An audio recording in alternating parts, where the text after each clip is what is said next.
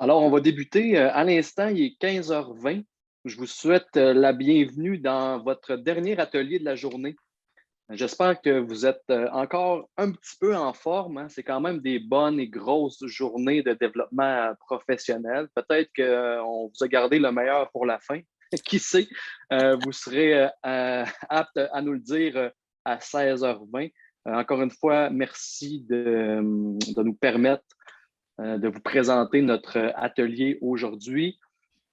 Je me présente très rapidement. Je m'appelle Maxime Laflamme. Je suis pardon, gestionnaire, il y avait trop de J, gestionnaire de projet en éducation à Fadio. Il me fait plaisir d'être votre animateur et modérateur pour cette heure que je vais passer avec vous autres. Notre experte de contenu et animatrice principale se nomme Chantal Desrosiers. Je vais la laisser se présenter à l'instant. Bonjour, Chantal Desrosiers, récemment retraitée, mais pas tout à fait parce que je suis maintenant gestionnaire chez TFO. Et j'ai travaillé avec l'Université de Montréal sur un projet qui s'appelait la CLAC, sur l'apprentissage actif qu'on a fait sur une période de 4 ans. C'est un petit peu les résultats, les réflexions et tous les outils qu'on a développés qu'on va venir vous présenter aujourd'hui. Notre atelier, notre présentation s'intitule La pédagogie active en FAD, donc en formation à distance, ou la métaphore de la leçon de voile. Parce que oui, cet après-midi, on va vous amener avec nous faire de la voile. Vous allez être actif dans vos apprentissages. J'espère que vous avez traîné votre maillot de bain parce que ça se peut que ça éclabousse un petit peu. J'en profite également avant de changer de slide. J'ai mis dès maintenant l'URL pour accéder au voclap. Parce que bien sûr, ce qu'on va vous enseigner cet après-midi, ben, on veut aussi passer de la parole à l'acte. Donc oui, on parle de pédagogie active, mais on veut vous rendre actif dans vos apprentissages. Donc, on va se servir d'un outil que j'affectionne particulièrement qui se nomme WooClap. Cet outil-là, on va s'en servir 7 fois pendant la présentation. Il y aura 7 questions interactives. Si vous allez ouvrir wooclap.com/JNE21, pour l'instant, il n'y a rien qui va se passer. Okay? Ça va être écrit d'attendre qu'une question soit lancée. Pour être le plus efficace possible lors de votre écoute, voilà ce que je vous propose de faire. Okay? Vous êtes probablement sur un furteur web, là, vous êtes dans Zoom, bien sûr, avec nous, mais je vous propose d'ouvrir une fenêtre sur Google Chrome, par exemple, avec WooClap. Okay? Si vous voulez l'avoir sur votre ordinateur ou si vous fonctionnez à 2 écrans, il faut ouvrir WooClap sur un écran. Sinon, ce qui fonctionne super bien aussi, c'est bien sûr avoir un téléphone sans fil. Okay, sans fil, un téléphone portable, plutôt un appareil portable ou mobile pour faire votre WooClap en temps réel avec nous, parce que ce sera des questions live en temps réel qui vont apparaître juste au moment jugé opportun. Donc, voilà pour les petits détails techniques avant qu'on commence dans le vif du sujet. Bien sûr, il y a le code QR aussi que vous pouvez scanner pour accéder à la présentation Google Slide. Parce que ce que vous voyez présentement à l'écran, c'est la présentation, mais intégrée dans WooClap. Okay? Donc, pour ceux et celles que ça intéresse, là, on peut intégrer nos présentations PowerPoint, PDF, Slide directement à l'intérieur d'un WooClap pour faire vivre des activités d'apprentissage actif à vos élèves. Donc, quel est notre plan de match cet après-midi ensemble? Donc, 60 minutes ensemble. On va commencer par jeter les bases de la pédagogie active. OK? Donc, qu'est-ce que c'est la pédagogie active, mais surtout, comment on peut en faire en formation à distance? Ensuite, on va écouter ensemble la métaphore de la leçon de voile. Donc, une petite vidéo de 4 minutes qui va nous permettre ensuite de répondre à une série de questionnements. Okay? On va regarder aussi d'un point de vue théorique comment faire de la pédagogie active en classe. Donc, quelles sont les étapes avant, pendant et après l'activité. On est aussi là pour vous parler d'une formation, une auto-formation que Chantal a créée sur la plateforme de Cadre 21, qui se nomme également Pédagogie active. On va vous en parler. Donc, comment aller plus loin en pédagogie active grâce à cette auto-formation-là qui est présentement en ligne sur cadre21.org. Et on va finir avec une petite conclusion de ce que vous allez retenir de ce dernier atelier de la journée. J'espère que ce plan de match vous convient. Les questions, bien sûr, on fonctionne avec le système de clavardage, hein, de chat, donc on ne se gêne pas. Je serai là pour tourner les slides, faire le WooClap, essayer de vous répondre du mieux possible aux questions en temps réel, mais bien sûr, Chantal se conserve un 10 minutes à la fin pour répondre de façon orale ou par écrit à vos questions. Alors, je vous souhaite un excellent atelier. On commence ça à l'instant avec une définition de la pédagogie active. Je te laisse la parole, Chantal. Merci Maxime. Après cette belle présentation, j'espère que je vais être à la hauteur. Donc, la pédagogie active, c'est quoi? Dans le fond, c'est qu'on change les rôles un peu de nos étudiants, c'est qu'on les transforme. On dit l'enseignant, au lieu d'être un transmetteur d'informations, devient un animateur et l'étudiant devient actif dans son apprentissage. Donc, il devient plus autonome au niveau de son apprentissage, il devient plus responsable et s'implique davantage. Donc, il effectue des apprentissages qui sont plus en profondeur, si on veut. Donc, ici, vous avez plusieurs définitions. Et je vous dirais que l'apprentissage actif, ce n'est pas quelque chose de nouveau. Vous allez peut-être me dire, après avoir vu un peu les activités, ben, je fais déjà de l'apprentissage actif, puis je ne le savais pas. Puis c'est vrai, à plusieurs occasions dans nos enseignements, souvent, on va laisser la place à l'étudiant pour apprendre. Et souvent, oui, ça va être de l'apprentissage actif. D'ailleurs, Pythagore faisait déjà de l'apprentissage actif à son époque. Il faisait faire des escaliers à ses apprentis. Puis quand les apprentis venaient bons pour faire des escaliers, ben à ce moment-là, après ça, il leur a montré c'était quoi la règle de Pythagore. On va passer à la slide suivante. On veut vous présenter une petite vidéo qui est une métaphore de l'apprentissage actif. Et vu qu'on l'a fait dans le temps des vacances, on l'a appelé la leçon de voile. Écoutez bien, en espérant que le son soit fonctionnel, tu me feras un petit pouce dans les airs, Chantal, si tu entends bien le son. Donc, soyez bien attentifs, surtout au niveau visuel. Il y aura plusieurs pictogrammes qui vont apparaître dans le coin en haut à gauche. Puis on va référer à ces pictos-là tout au long de l'atelier. OK? Vous allez en voir passer plusieurs. Soyez bien attentifs à ces petits pictos-là. C'est parti. La métaphore de la leçon de voile suivante illustre bien les différentes étapes par lesquelles chaque apprenant vivra pleinement son apprentissage en pédagogie active.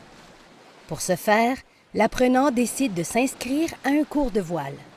Il s'informe au sujet des cours disponibles et choisit selon son expérience et selon le niveau qu'il désire atteindre. Il s'engage en signant son inscription et prend en note la date et l'heure du premier cours, le lieu et le matériel nécessaire. Il a hâte de faire son baptême de l'eau. Le moniteur de voile lui conseille de bien se préparer en lisant quelques pages du guide et en se concentrant sur les 5 premières techniques. Le moniteur lui propose de visionner un court-métrage qui présente les manœuvres et de bien comprendre les techniques de base. Le moniteur lui dit alors « Je vous poserai des questions avant de monter à bord. Il faut être bien préparé pour la première sortie en mer. Je vous suggère de simuler à la maison le voilier et les différentes manœuvres. Il faut bien connaître les noms des techniques et les manœuvres, car sur un voilier, lors de l'appel d'une manœuvre par le capitaine, les matelots s'exécutent dans une danse harmonieuse. » Plusieurs jours avant l'événement, l'apprenant se prépare en lisant les termes techniques, en regardant le court-métrage 2 fois plutôt qu'une et en résumant les différentes techniques. Le moniteur lui a fourni un test en ligne pour vérifier sa compréhension et qu'il peut répéter autant de fois qu'il le désire. L'apprenant lit les rétroactions du corrigé et répète l'opération jusqu'au succès. Il s'imagine sur un voilier à genoux sur son divan et simule les techniques tout en se déplaçant. Sachant que la tâche sera très physique, il se couche de bonne heure la veille du cours et prépare son sac à dos avec une collation et une bouteille d'eau. Le jour de son cours, notre apprenant se prépare avec les bons vêtements et adopte une attitude positive. Il a aussi prévu des vêtements selon la température et son gilet de sauvetage. Il laisse son téléphone cellulaire dans son automobile. Ce n'est pas le temps d'être distrait. Il arrive à l'heure et même en avance pour éviter tout problème de dernière minute, technique ou autre. Le moniteur l'accueille et lui demande son billet d'entrée. son inscription signée et les réponses aux questions qu'il lui pose concernant les 5 termes techniques. L'apprenant passe le pré-test et peut monter à bord. L'apprenant est nerveux, mais aussi heureux de vivre une nouvelle aventure. Le moniteur le rassure et présente le déroulement de la journée. Les membres de l'équipage font connaissance et se donnent des noms de bandes dessinées. Capitaine Haddock, le professeur Tournesol, Tintin, Milou, les frères Dupont, etc. L'esprit est à la camaraderie. Le moniteur explique le rôle de chacun sur le voilier et propose des exemples pour faciliter la compréhension de chacun. Lors des prochaines sorties, les rôles seront en rotation afin de favoriser la compréhension de chaque rôle et de développer les habiletés reliées à chaque rôle. Les membres de l'équipage montent à bord du voilier. Le voilier sort du port. Le moniteur propose différentes manœuvres en demandant de les exécuter. Le moniteur accompagne les membres de son équipage tout en les laissant s'entraider entre eux. Il donne des indices et corrige seulement au besoin. Le moniteur pose des questions et demande aux autres membres de l'équipage de s'aider dans leur apprentissage. De nœud en nœud, l'équipe trouve son harmonie. Le moniteur propose alors des manœuvres plus complexes basées sur les notions apprises auparavant, mais en ajoutant aussi un ou quelques éléments nouveaux. À la fin de la journée, le voilier revient au port. Le moniteur félicite son équipage et demande leurs impressions aux membres de son équipage. Il revient sur certaines manœuvres non maîtrisées, interroge les membres de son équipage tout en complétant les réponses aux besoins. Le moniteur rappelle le prochain cours ainsi que les tâches à réaliser pour la prochaine fois. Il fournit les outils nécessaires à sa réalisation. Page du guide à lire, capsule vidéo à visionner avec exemples et contre-exemples, etc. Le moniteur dit au revoir aux membres de l'équipage avec un sourire et un signe de la main.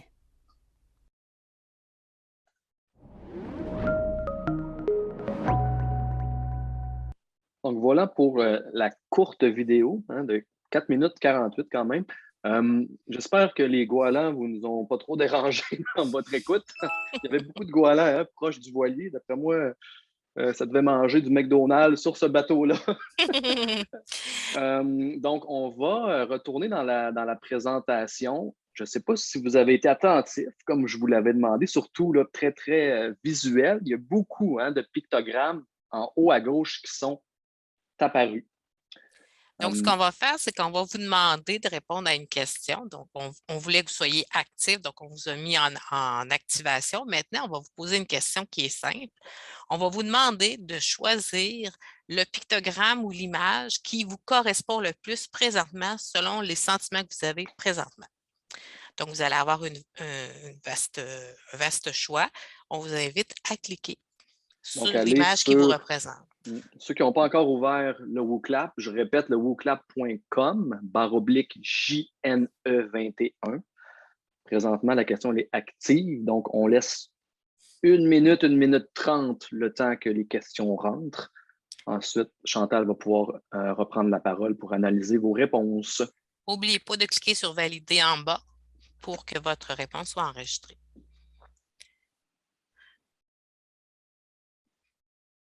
Donc, ce qu'on a voulu faire dans la vidéo, en réalité, c'est qu'on a voulu mettre certains pictogrammes pour identifier certaines étapes ou certains concepts qu'on doit apprendre en apprentissage actif. Et on réutilise ces pictogrammes-là durant toute la formation de Cadre 21. Donc, certains sont plus évidents que d'autres. Si je prends par exemple l'œil bleu, c'est d'imaginer qu'est-ce qu'on va voir, de faire des choix, de regarder en avant. On n'est pas à l'extérieur, on est à l'intérieur, mais on regarde qu'est-ce qu'on pourrait choisir. La carte marine, ce serait au niveau de la planification. La plage, ça peut représenter, par exemple, une plénière où est-ce que les gens s'assoient puis ils parlent de leur expérience qu'ils ont vécue. Donc, suite à cette expérience-là, vous avez des résultats que vous pouvez par la suite analyser et améliorer vos activités. Donc Chantal, on a carte marine. J'ai fait apparaître déjà les résultats en temps réel. Donc, tu vois monter les pourcentages. Ah, OK, en temps réel, c'est génial. Ouais. Donc, carte marine, 32-33 et ça me parle beaucoup parce que la carte marine, c'est la planification de l'activité. Donc, je vois que vous êtes des gens qui veulent planifier, donc ils veulent passer à l'action. Donc, on va avoir des outils pour vous. On va en parler à la fin. Il y en a quelques-uns qui sont sur la plage et le quai. Donc, ils sont pas sûrs s'ils vont démarrer ou ils viennent d'arriver. On va voir ça plus tard. Gilet de sauvetage 2 c'est bien. Après ça, le voilier en tant que tel. Donc, ça, c'est des gens qui sont en action, qui veulent avoir des résultats, qui veulent avoir des stratégies. Donc, on en a 4 et le carnet de bord, 15. Donc, le carnet de bord, c'est de réfléchir, de se mettre dans l'état des étudiants, d'essayer de planifier différentes activités avec différentes stratégies pédagogiques. Donc, merci Maxime. Je pense qu'on va pouvoir passer à l'autre question. Oui, ben absolument. Puis, tu sais, là, c'est tout à fait normal que pour le moment, vous ne faites pas tous les liens encore entre les pictogrammes et le moment d'apprentissage actif. Vous allez voir tantôt, on va avoir une belle infographie à vous présenter qui va démêler tout ça. Mais on voulait vraiment vous mettre dans le bain tout de suite en partant en action. Donc, la première question, c'était comme ça, un choix que tu avais à faire. C'est une des possibilités dans vos claps. Tantôt, en passant juste un petit truc techno-pédago, Chantal, en 30 secondes, là, WooClap, c'est un outil 100% gratuit, OK, pour tous les enseignants du secteur jeune FPFGA. OK? Donc, leur modèle d'affaires, c'est fait qu'ils font de l'argent avec le cycle supérieur. OK? Donc, pour nous, là, c'est gratuit. OK? Moi, c'est vraiment un gros, gros coup de cœur là, pour rendre les élèves actifs à distance au CLAP pour plein de raisons que je pourrais vous renommer à la fin de la présentation. D'accord? On va aller faire ensemble tout de suite. Donc, la question numéro 2, là, on voit que c'est vraiment la carte marine, hein, à près de 40 de vote, Chantal, qui remporte. Notre question numéro 1. Ça tombe bien, on va parler de la planification. Donc, dans la deuxième question, là, vous êtes allé par émotion. Donc, dans la deuxième question, on va vous demander de nommer un mot qui vous saute, aux yeux, que vous décririez votre expérience présentement ou votre sentiment ou quelque chose que vous voulez découvrir. Donc, juste un mot. Puis avec ça, on va faire un nuage de mots. Oui, le nuage de mots se fait en temps réel, en fait. Puis, vous pouvez choisir, oui, on dit un mot. Là. Il y en a qui choisissent des fois 2, 3 mots comme une expression. C'est correct aussi. Mais vous voyez en temps réel, donc le nuage va se placer. Si un mot revient plus d'une fois, il sera en plus gros caractère. Donc, vous voyez, le mot planification au centre revient plus d'une fois. Curiosité, organisation. Donc, comme ça, on peut tout de suite faire ressortir des éléments de nos élèves, ou bien là, ici, des profs hein, qui nous sautent aux yeux. Puis c'est très beau à voir aussi esthétiquement. Je trouve ça beau de voir le nuage se former devant nos yeux. Oui, c'est magnifique. Avec 115 participants, on voit vraiment en temps réel l'effet que ça fait. Donc, on voit que le mot principal, c'est planification, organisation, curiosité. Je vous dirais que c'est le but justement de la formation sur la pédagogie active, c'est d'aller chercher des moyens, des stratégies, des scénarios tout faits. On va en reparler tout à l'heure. Ce que j'aime bien aussi, c'est qu'il y en a quelques-uns qui ont mis audace, action, créativité, idée, transformation. C'est vrai qu'il y a une transformation quand on fait de la pédagogie active, puis il faut avoir un peu de créativité, mais il faut aussi avoir de l'audace de l'essayer en classe. Puis, je vous dirais que l'idéal, c'est d'utiliser la théorie des petits pas, c'est qu'on fait un petit changement à la fois. Après ça, on ose un petit peu plus avec notre groupe et ainsi de suite. Découverte, oui, vous allez découvrir de nouvelles choses. Votre gestion de classe, elle va comme tomber parce que là, les étudiants vont se gérer entre eux. Stabilité et action, ça, c'est au fur et à mesure que les étudiants s'habituent. Parce qu'il faut leur donner le temps de s'habituer au processus de pédagogie active. Au début, ils vont être un peu perdus. Après ça, il faut trouver des moyens pour casser la glace, pour les mettre en action rapidement. Fait qu'au début, je suggère toujours de proposer de petites activités, 5 minutes, 10 minutes pour les forcer à produire un certain résultat, pour les mettre en action le plus rapidement possible. Et par la suite, quand ils commencent à prendre un petit peu de roulement, bien là, vous pouvez leur donner des projets un peu plus gros. Projet, on a beaucoup parlé de l'approche par projet dans les 20 dernières années, mais l'approche par projet, c'est de la pédagogie active. On parle d'adapter, de guider, déborder. Ça se peut que ça déborde, mais c'est bon signe, ça veut dire que les étudiants apprennent. Une chose qu'on a remarqué en classe d'apprentissage actif qui était au collégial quand même, où est-ce qu'ils ont un horaire, mais quand ils ont terminé leur travail, ils peuvent s'en aller, puis souvent, ils vont quitter aussitôt qu'ils vont finir leur travail. Avec la pédagogie active, on n'a pas vu cet effet-là. Les gens, ils restaient en classe, même qu'ils oubliaient de prendre leur pause. Ils étaient tellement pris par la tâche, tellement intéressés par les discussions qu'ils ne sentaient pas le besoin d'aller faire du social dans le corridor. Ils vivaient déjà le social en classe, puis il y avait l'impression d'avancer. Un autre commentaire que les étudiants nous ont fait, c'est, bon, la veille d'un examen, je devais passer 5 à 10 heures dans ma semaine pour réviser toutes mes choses. Là, maintenant, c'est plus le cas. C'est juste 1 heure pour ce cours-là parce que vu que j'ai appris en classe, que je l'ai appris avec mes partenaires, qu'on a discuté, qu'on a formulé, que j'ai recherché, que mon cerveau a appris, ben 1 heure de révision, puis j'en avais amplement en masse. Ça voulait dire qu'il y avait vraiment appris tout le long du processus. Donc, merci beaucoup pour vos mots. On va passer à l'étape suivante. Ici, vous avez un diagramme qui présente un petit peu la métaphore de la leçon de voile. Celui qui prend le cours de voile, on considère que c'est l'enseignant qui décide de suivre la formation cadre 21. On pourrait aussi l'interpréter un peu de l'étudiant qui vit cette métaphore-là. Donc, il y a une petite nuance à faire sur l'avant. Donc, dans l'avant, le professeur, il réfléchit à ses intentions. Il planifie, il choisit, il y a beaucoup plus de choses à concevoir. Souvent, je disais à mes profs, vous autres, quand vous créez une activité d'apprentissage actif, c'est que vous êtes la personne qui conduit l'automobile.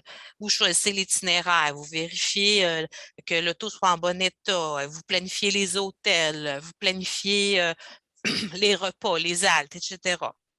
Alors que l'élève, lui, c'est comme la personne qui s'assied en arrière. Il arrive, il s'assied en arrière avec son iPad, puis il se laisse aller. Fait que le prof a beaucoup de choses à monter. Mais après ça, quand on arrive en classe, c'est l'étudiant qui se met en action. Donc, il faut toujours garder la même métaphore. Vous arrivez sur la plage, vous autres, vous assisez, vous êtes bien sur la plage. Là, c'est vos jeunes qui vont faire de la nage, ils vont faire de la planche à voile, ils vont faire du volleyball, etc. Donc, là, ils vont être en action parce que vous avez mis l'emplacement ou l'environnement pour qu'ils le fassent. Et après ça, au retour, quand on revient à la maison, ben là, c'est le temps de faire la révision de ce que vous avez vécu dans la journée. Donc là, les jeunes vont parler de ce qu'ils ont vécu, de ce qu'ils ont aimé, moins aimé, ce qu'ils voudraient refaire et ainsi de suite. Donc, on fait une plénière, puis là, ils sont vraiment partie prenante de toute l'expérience qu'ils ont vécue. Donc, on a un avant, un pendant et un après. Donc, l'avant, c'est soit la préparation du prof ou la préparation de l'élève. Pendant l'activité, le prof est animateur, donc les étudiants sont en action. Et après l'activité, ben, le prof peut revenir sur les choses qui ont été apprises tout en retournant la question à l'étudiant. On va voir chacune des interactions, chacune des parties au fur et à mesure. Donc, Vas-y. on va décortiquer, comme Chantal vient de nous dire, les 3 parties de façon distincte. Donc, on va approfondir maintenant le avant l'activité. On vous pousse une question sur WooClap dans quelques secondes, puis ensuite, Chantal va pouvoir analyser tout ça et vous fournir une partie théorique sur le avant. Donc, c'est parti pour la question. Maintenant, on y va avec une question par association. Donc, c'est une autre possibilité dans WooClap. Donc, je vous laisse à peu près 1 minute et demie pour faire vos choix.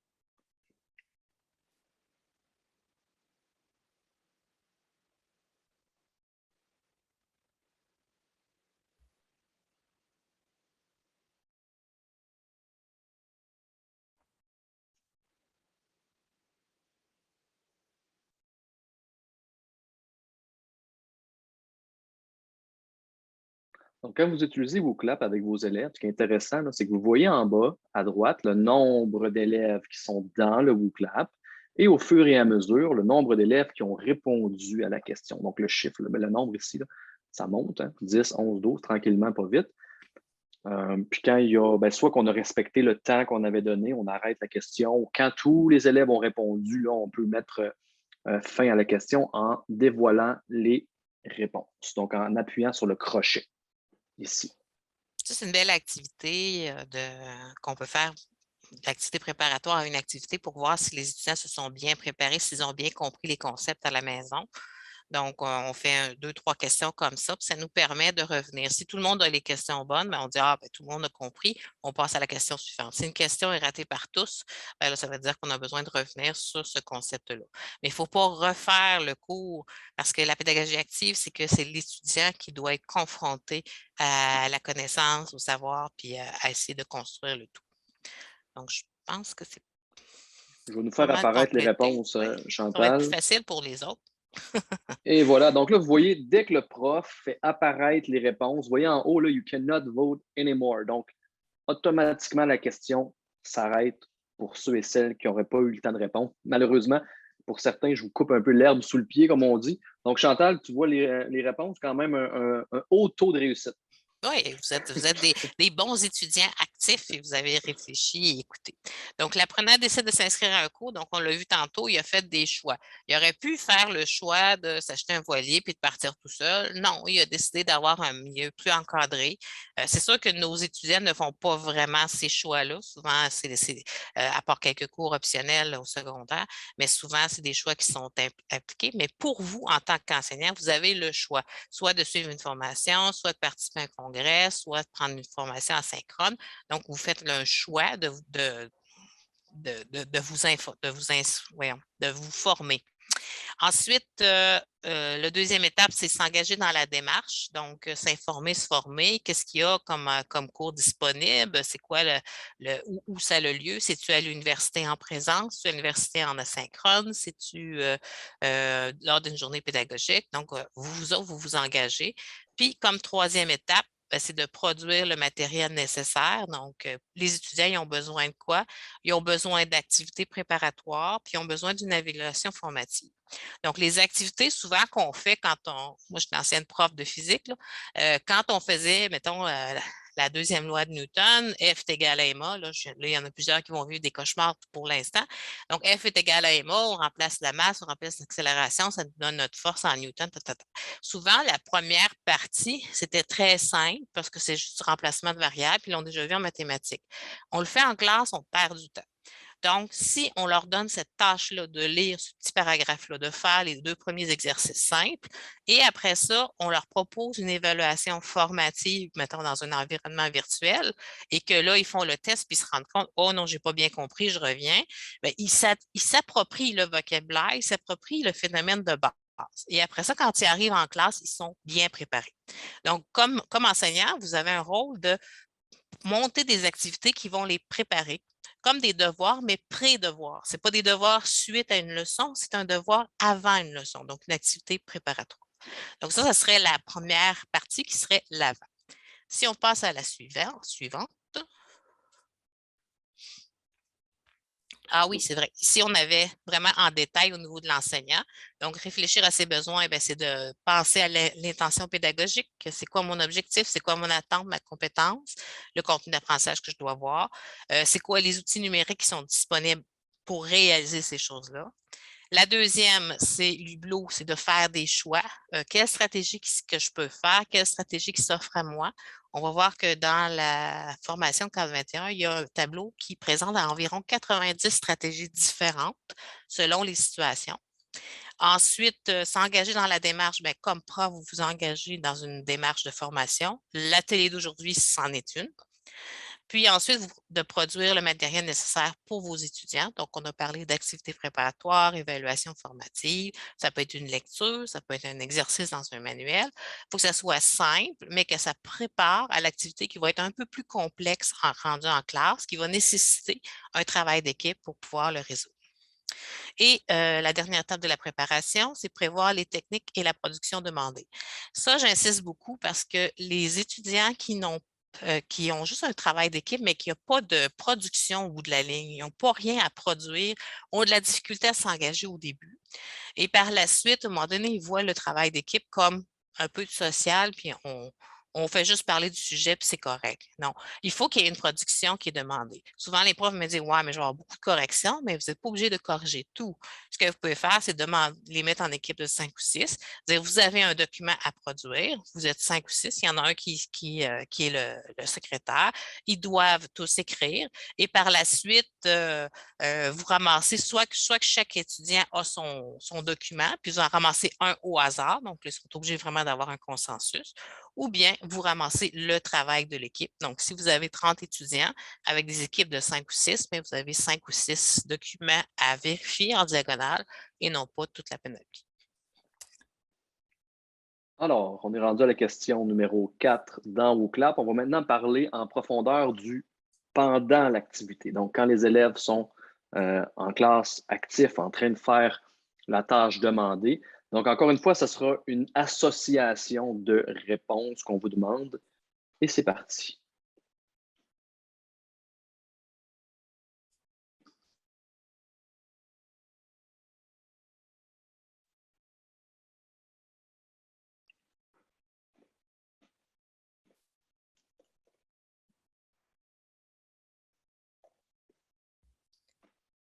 Je pense qu'il y a une erreur parce qu'on a les deux mêmes réponses pour B et C.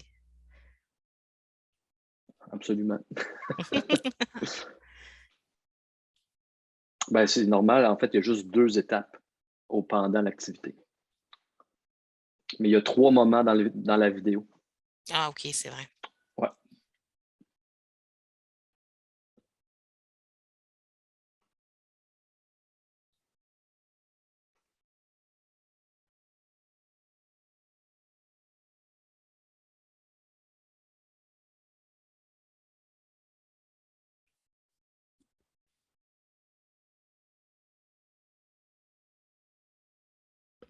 N'oubliez pas de cliquer sur Valider, sinon votre réponse ne sera pas enregistrée. Ça, pour le rappeler souvent aux étudiants. Ça, cette activité-là, ça peut être intéressant aussi, par exemple, en études sociales, si on a un sondage sur les jeunes de votre classe, là, mettons un sondage national, vous pourriez par la suite comparer les réponses du sondage national avec les étudiants de votre classe, puis après ça, faire des comparaisons. Fait que, ça amènerait une diversité au niveau de la classe. OK, donc le moteur de... non, On peut regarder tout de suite un peu les réponses qui sont les plus populaires. Hein. Vous avez toujours ce bouton-là, là, les Most Frequent Answers. Donc, on peut regarder qui a répondu le plus possible. Je pense que ça fait quand même consensus. Là, vous allez voir ensuite, quand je fais Correct Answer, effectivement, on a un beau consensus, je crois. Il y a une personne qui a fait par exprès pour l'avoir mal, pour voir ce que ça allait donner. Fait que, donc, le moniteur de voile conseille de bien se préparer. Donc, ça veut dire que l'étudiant, on lui a offert des activités. On lui a dit, écoute la vidéo, lis les 5 premières techniques de ton manuel, pratique-toi en te mettant sur le divan puis en simulant que tu es sur un voilier pour te pratiquer à te déplacer de droite à gauche. On lui a donné des trucs pour apprendre. Donc, ça veut dire que dans sa tête, déjà, il a commencé à monter sa construction de sa connaissance de la voile et qui est très physique.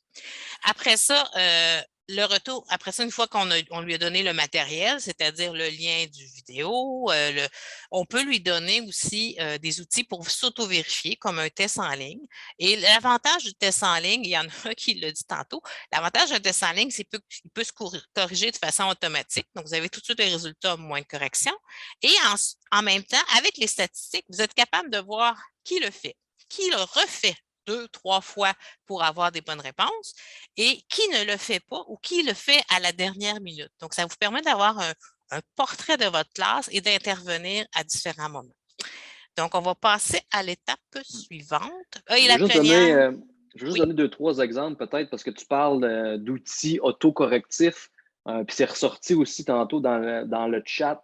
Donc, moi, comme ça, là, à brûle pour point, là, je pense à Learning Apps, qui est une plateforme qui permet de créer vos propres activités interactives, puis c'est autocorrectif. Donc, learningapps.org. Je vous écrirai tantôt la ressource dans le chat. Edpuzzle aussi, que vous connaissez peut-être, qui permet de rendre une vidéo interactive en y ajoutant des questions. Bien, ça aussi, ça peut être autocorrectif.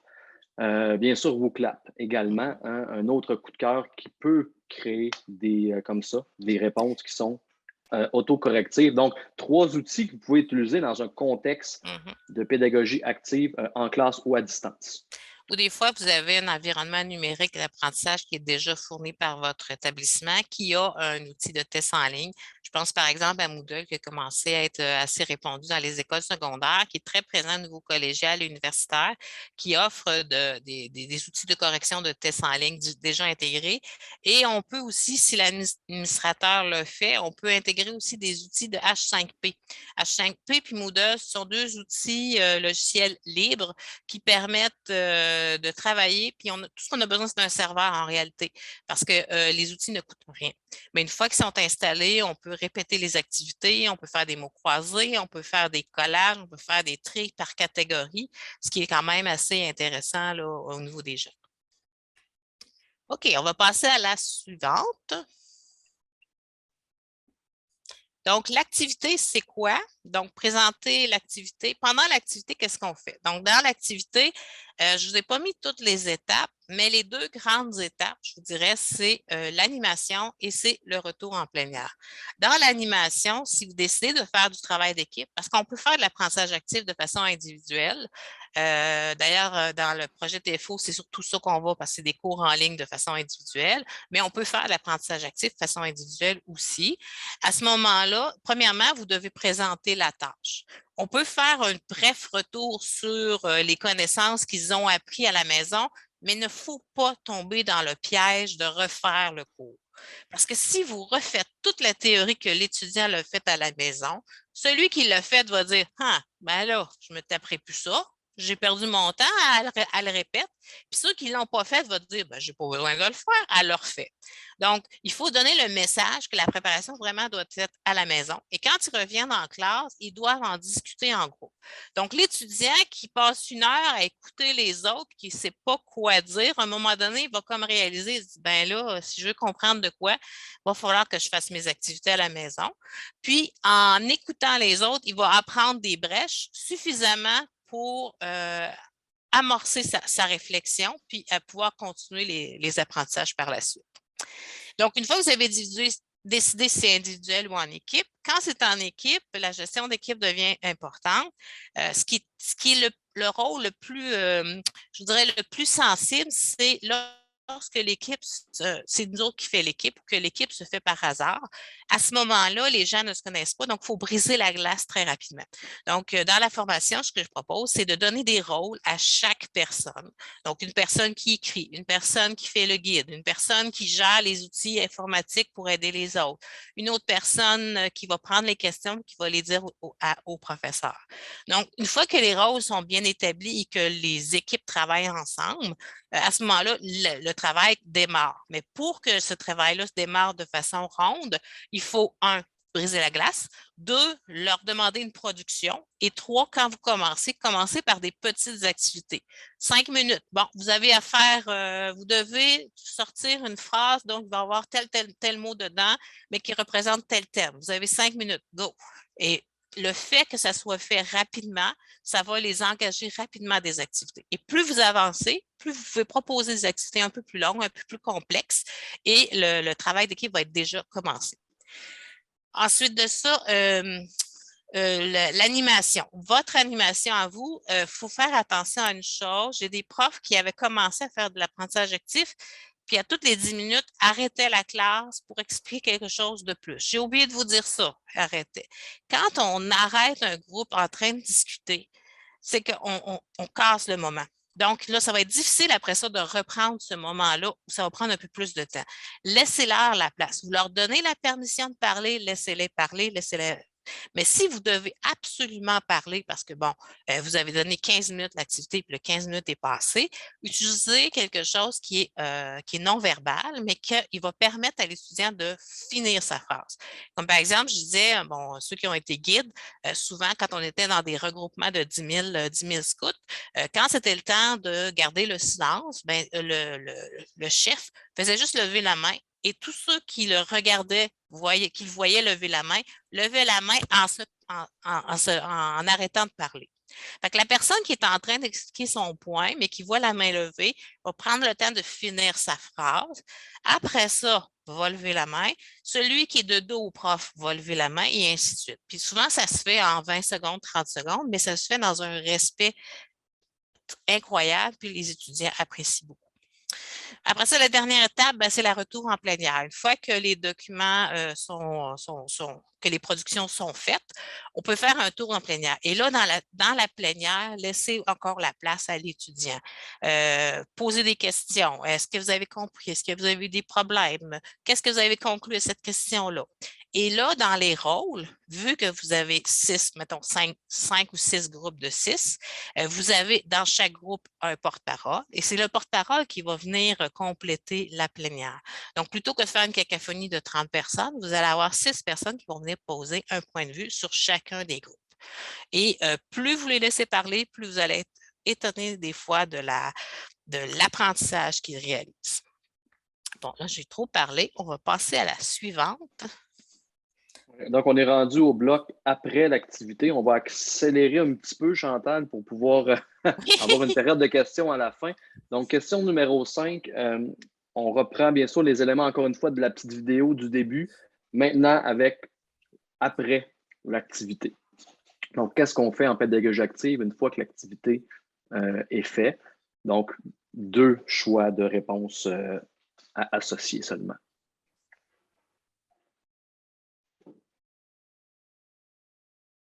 On peut peut-être aller plus vite pour celle-là. Vu que j'en ai parlé, je vais aller plus vite aussi. Là. Parfait. On va laisser un petit 10-15 secondes. Là. Les gens vont répondre assez rapidement.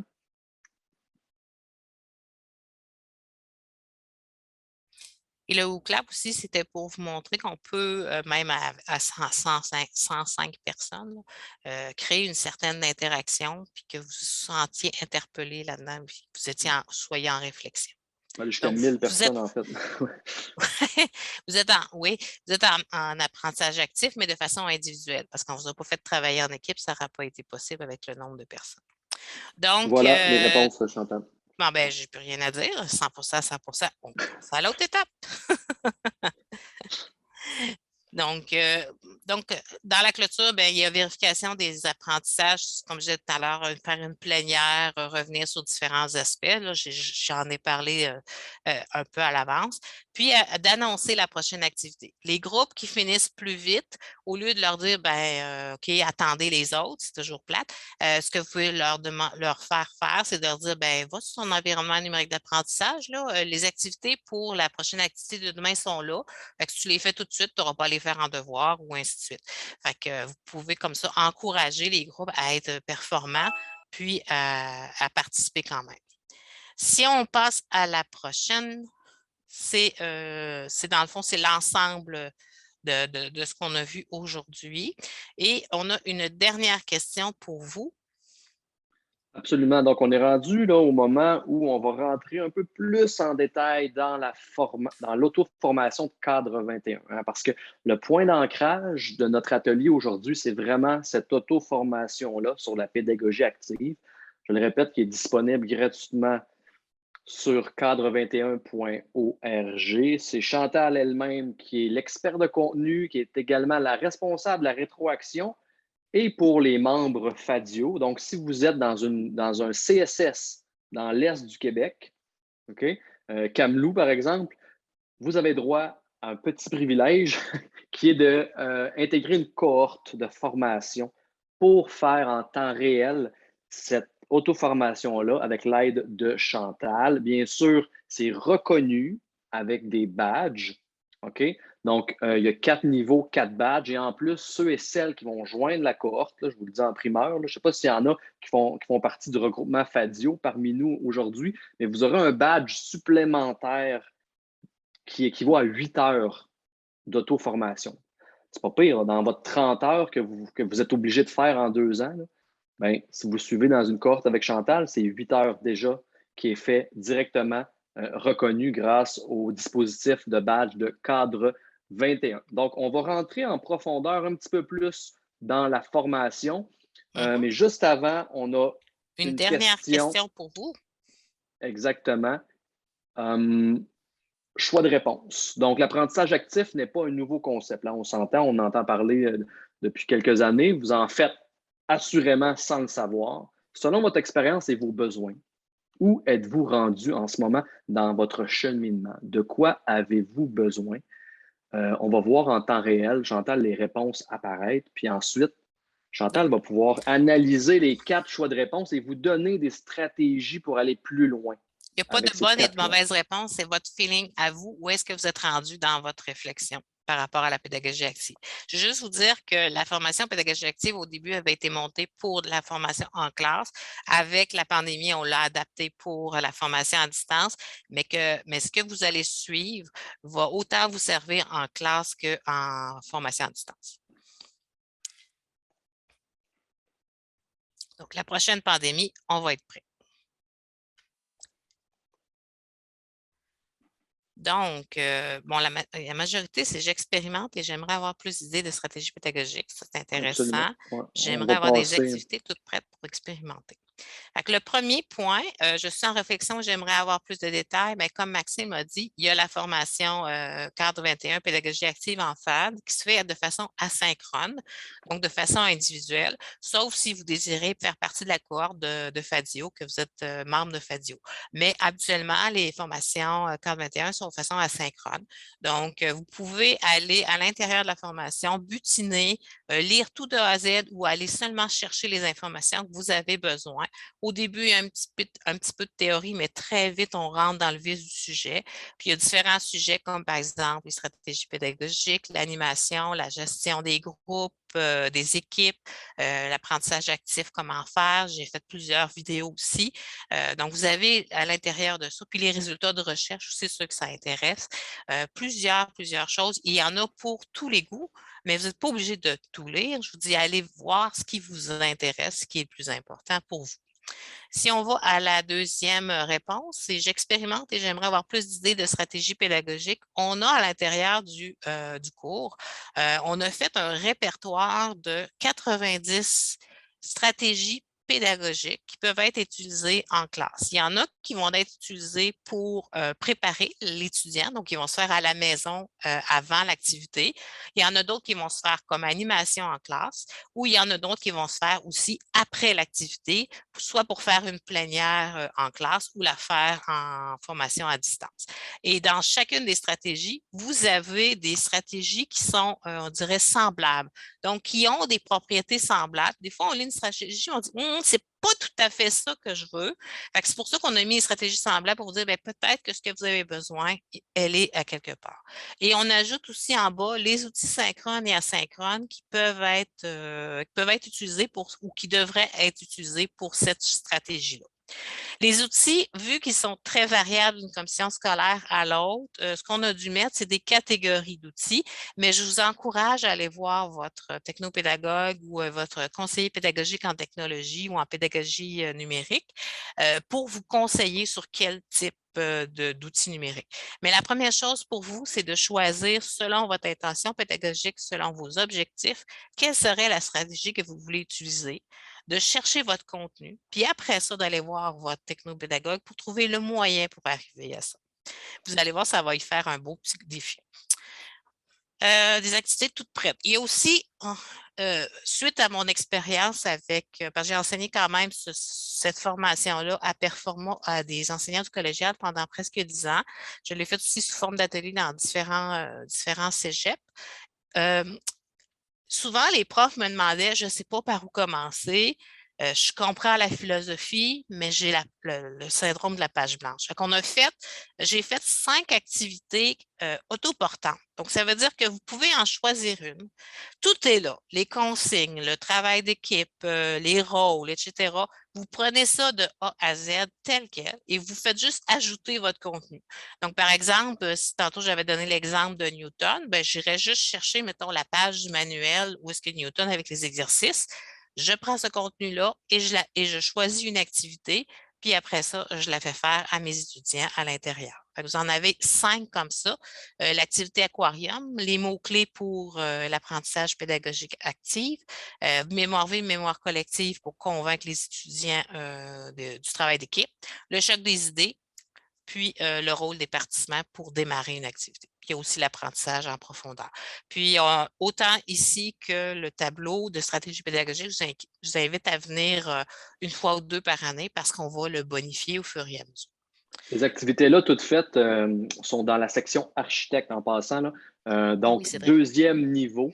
Tout à l'heure, on parlait du répertoire des stratégies qui se retrouvent autant dans Explorateur que dans Architecte, mais les activités clés en main sont dans Architecte. En passant, un petit 10 secondes pour vous dire, si vous n'avez pas de compte sur Cadre 21, vous vous inscrivez avec votre adresse institutionnelle, c'est gratuit, ça prend 2 minutes pour vous inscrire, c'est super facile, puis vous aurez accès à plus d'une trentaine d'auto-formations, dont pédagogie active qu'on vous présente aujourd'hui. Et la dernière affirmation qu'on avait dans notre WooClap, Chantal, c'était Les outils j'aimerais numériques. connaître les catégories d'outils numériques en FAD.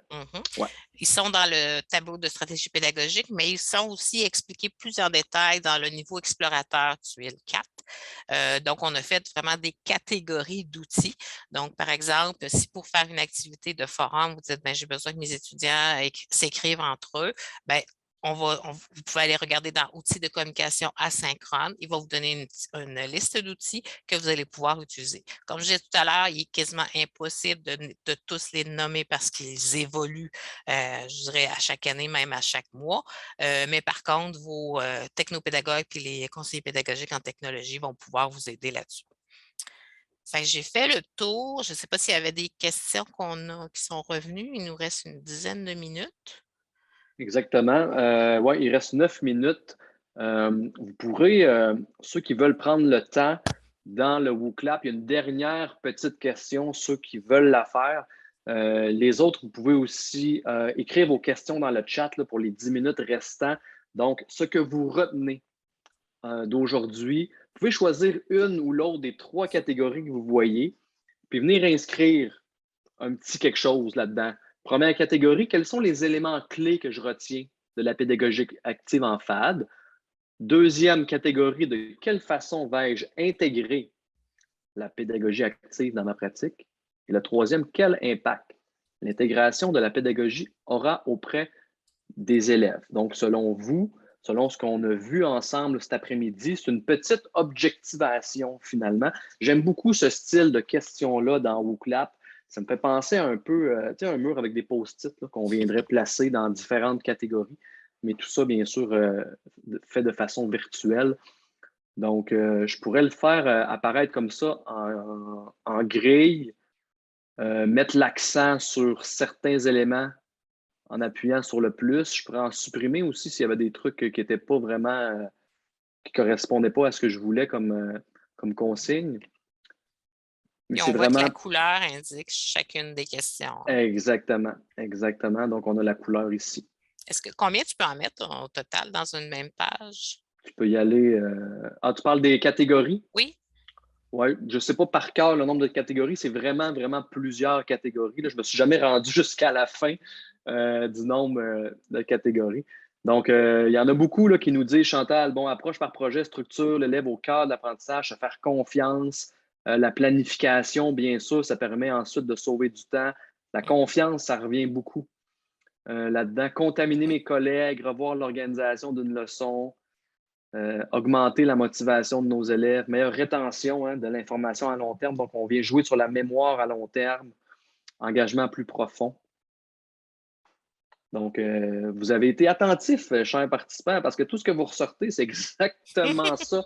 C'est un excellent résumé, en fait, de ce que c'est la pédagogie active, puis comment je peux la mettre en place, tant au primaire qu'au secondaire.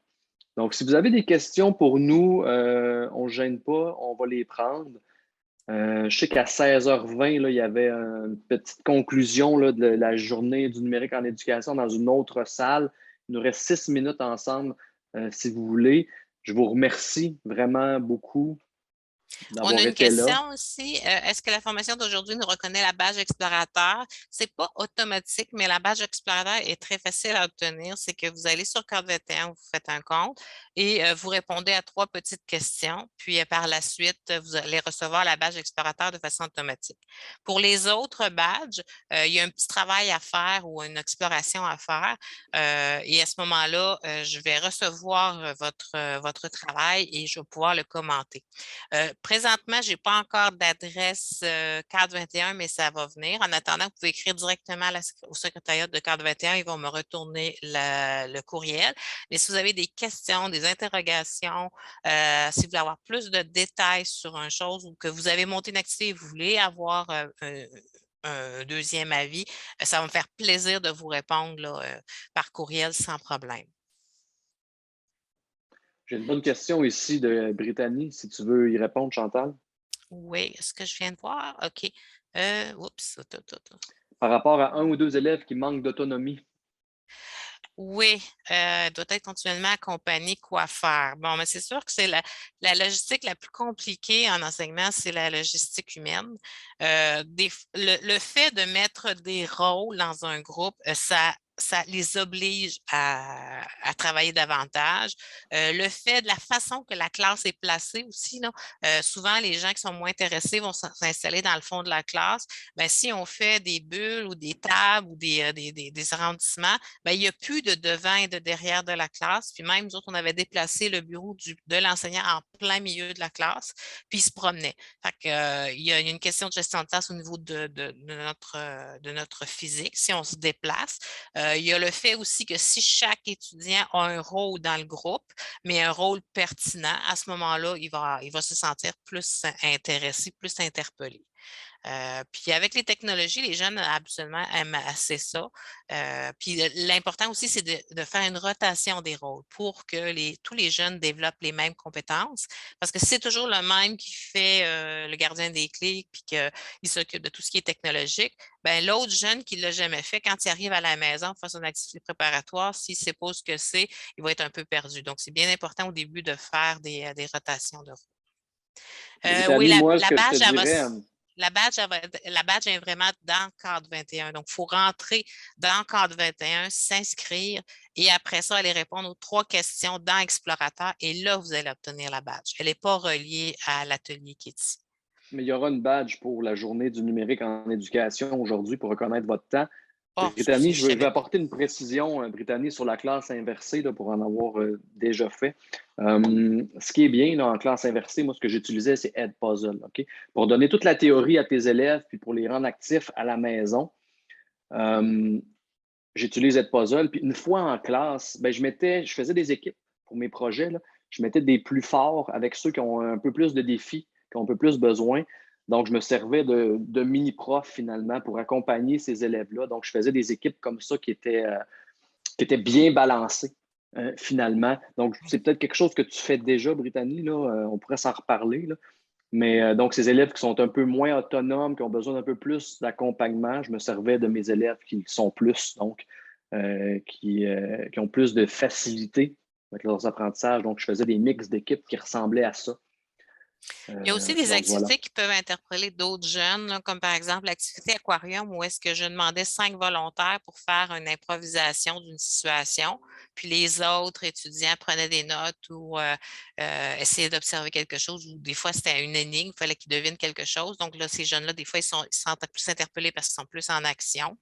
Une question aussi qui me revenait souvent, les profs me demandaient, là, qu'est-ce que je fais quand il y a une équipe qui ne fonctionne pas bien? Est-ce que je refais les équipes? Bon, ça, c'est une question à double tranchant. Si dans votre compétence de cours, c'est écrit qu'il faut que les étudiants développent la compétence d'animer, peu importe les gens qui sont autour, comme par exemple en travail social ou en technique policière, ben oui, faites changer les équipes à chaque fois pour qu'ils développent. Mais si ce n'est pas ça, pour qu'une équipe devienne efficace, il faut que ce soit la même qui se suive tout le long de la session ou de l'année. Et si une équipe qui ne fonctionne pas bien, puis que vous la défaites, puis que vous mettez ces gens-là dans les autres équipes, vous venez de pénaliser les équipes qui fonctionnent bien parce qu'ils viennent de perdre leur coloc, leur collaborateur. Donc, une des solutions de faire une gestion comme ça, puis je vous dis, ça arrive très rarement qu'on doit prendre une équipe à part, c'est qu'on prend l'équipe au complet, et on l'amène discuter ensemble. Puis là, vous posez des questions, mais vous ne répondez pas. Vous les laissez eux-mêmes trouver la solution. Et vous allez voir qu'ils vont ressortir des belles choses.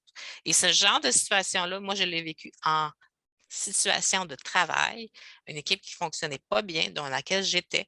Et notre patronne nous a réunis ensemble, puis on a discuté, puis ça l'a réglé le problème. Tandis que si on prend chaque individu, un à part de l'autre, ben là, on a le côté d'un, le côté de l'autre, puis un exagère, l'autre n'exagère pas, puis ça finit plus. Tandis que là, c'est vraiment l'équipe qui règle ces choses. Voilà. Donc, il est 16h20. Ben, encore un gros merci à ceux qui sont encore avec nous d'avoir assisté à cet atelier-là. J'espère que vous avez eu une belle journée, super chargée. On le sait, pour un gros vendredi. Mais je vous souhaite une belle fin de semaine, puis au plaisir de se reparler en vrai, en virtuel ou peu importe. Merci encore, puis bonne fin de semaine à tout le monde. Je voudrais remercier Maxime parce que c'est lui qui a fait le webcam, qui avait l'idée de ça derrière. Puis je trouve que c'est vraiment un beau petit prodige, cet outil-là, autant pour l'enseignement que pour animer. Là. Puis merci d'avoir participé, mais je suis vraiment contente du résultat. La preuve, quand on fait confiance. Bye bye. Merci. Bye.